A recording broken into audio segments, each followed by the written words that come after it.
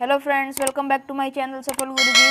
दोस्तों, आज हम आपको क्लास 10th फिजिक्स चैप्टर 1 प्रकाश का परावर्तन तथा अपवर्तन का पार्ट 4 पढ़ाने वाले हैं।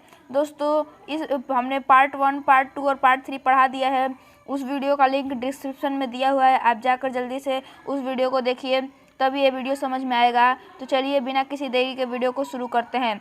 तो दोस्तों, मेरा नाम है सर्वजीत यादव और स्वागत करता हूं आपके अपने चैनल सफल गुरुजी में। दोस्तों, हम हैं सफलता की ओर। ठीक है, तो चलिए शुरू करते हैं।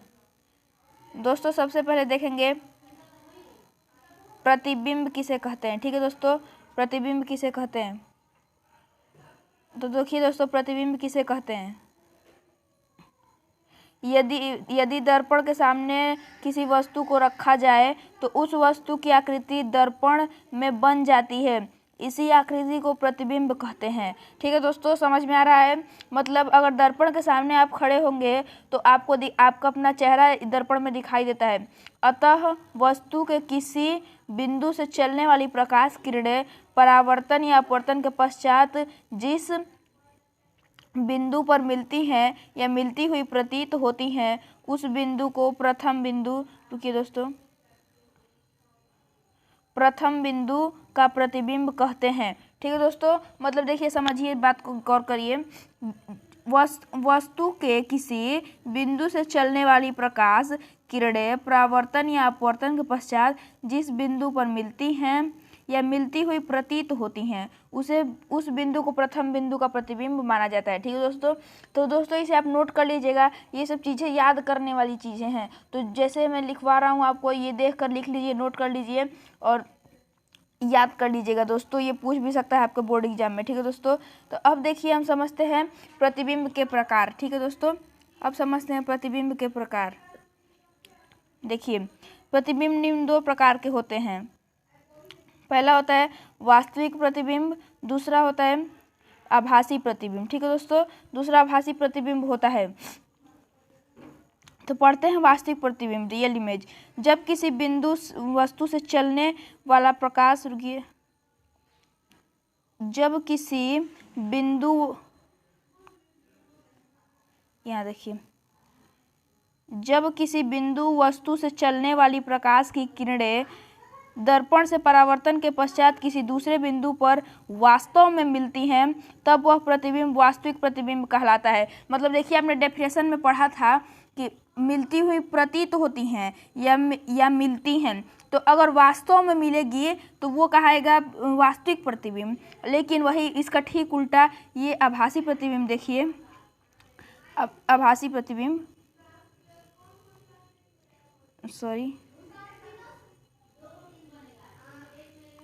हाँ देखिए, आभासी प्रतिबिंब, जब किसी बिंदु वस्तु से चलने वाली प्रकाश की किरण दर्पण से परावर्तन के पश्चात किसी दूसरे बिंदु पर वास्तव में नहीं मिलती हैं, अपितु दूसरे बिंदु से आती हुई प्रतीत होती हैं। देखिए, यहाँ पे भी आपने पढ़ा था मिलती हुई प्रतीत होती हैं डेफिनेशन। ठीक है दोस्तों, और यहाँ पे दिया है आती हुई प्रतीत होती हैं, तब बिंदु को बिंदु वस्तु या आभासी प्रतिबिंब कहते हैं। तब प्रतिबिंब को बिंदु वस्तु का आभासी प्रतिबिंब कहते हैं। यह प्रतिबिंब पर्दे पर प्राप्त नहीं होता। ठीक है दोस्तों, यह पर्दे पर नहीं प्राप्त होता है, ये ध्यान रखिएगा। ओके, चलिए आगे देखते हैं। आगे देखिए, दर्पण। दर्पण, ठीक है दोस्तों, तो देखिए, समझते हैं।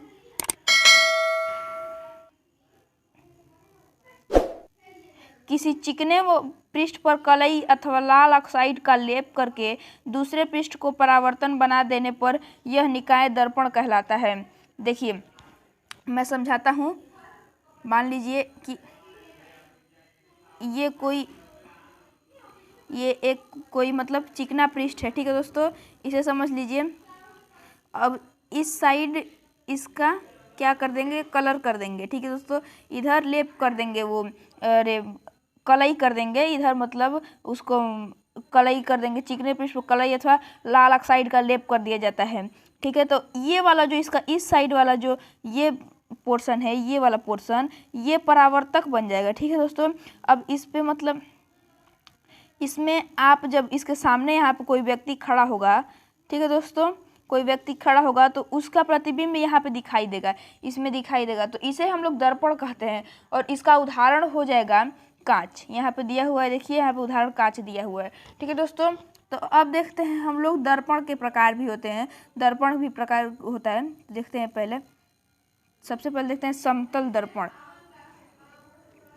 समतल दर्पण देखिए, ठीक है दोस्तों, ऐसा दर्पण जिसका पृष्ठ समतल होता है वह समतल दर्पण कहलाता है। ठीक है दोस्तों, ऐसा दर्पण जिसका पृष्ठ समतल होता है समतल दर्पण कहलाता है। देखिए ये सीधी लाइन खींची हुई है और इधर कलई किया हुआ है, देख रहे हैं, तो ये लिखा हुआ है ना कलई किया हुआ पृष्ठ, और ये हो गया परावर्तक पृष्ठ। ठीक है दोस्तों, समझ गए आप, ये समतल दर्पण हो गया, ऐसा दर्पण जिसका पृष्ठ समतल होता है। अब आगे देखते हैं, अब अगला है गोलीय दर्पण। ठीक है दोस्तों, गोलीय दर्पण देखिए आप,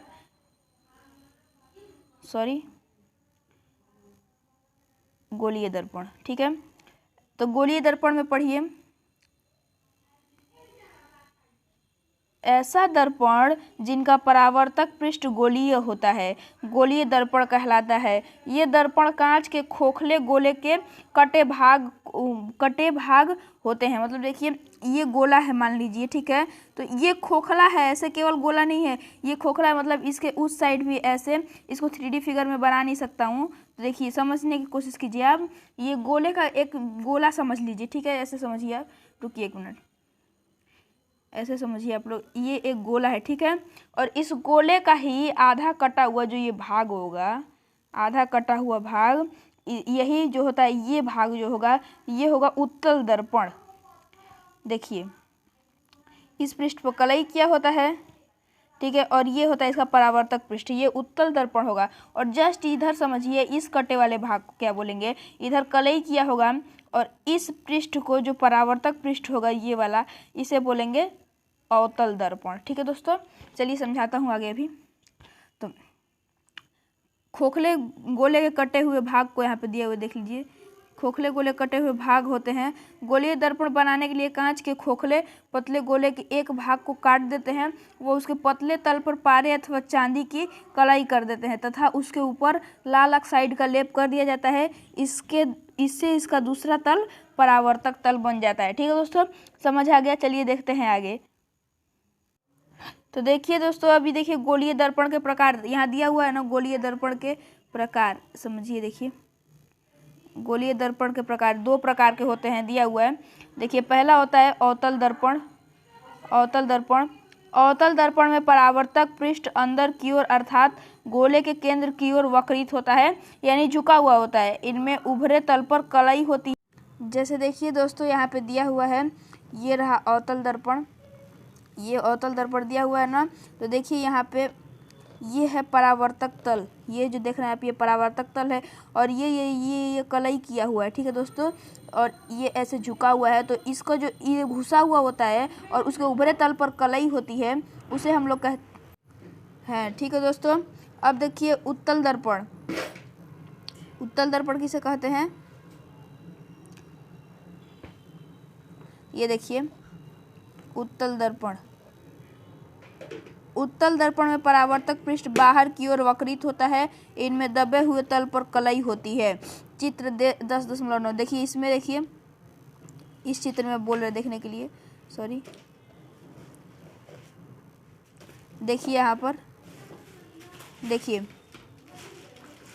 यहाँ पर कलई किया हुआ तल, ये ऐसे गोलीय दर्पण है, तो इसमें इस तल को कलई किया हुआ है और ये तल उभरा हुआ है, परावर्तक तल। ठीक है दोस्तों, तो इसे हम बोलेंगे उत्तल दर्पण। तो दोस्तों आज के वीडियो में बस इतना ही, उम्मीद करता हूँ आपको समझ में आ गया होगा। तो चलिए मिलेंगे नेक्स्ट वीडियो में, तब तक के लिए जय हिंद जय भारत। और वीडियो अच्छी लगी तो आपको लाइक शेयर सब्सक्राइब करना है और अपने दोस्तों के साथ शेयर करना है। तो ओके, बाय बाय, टाटा।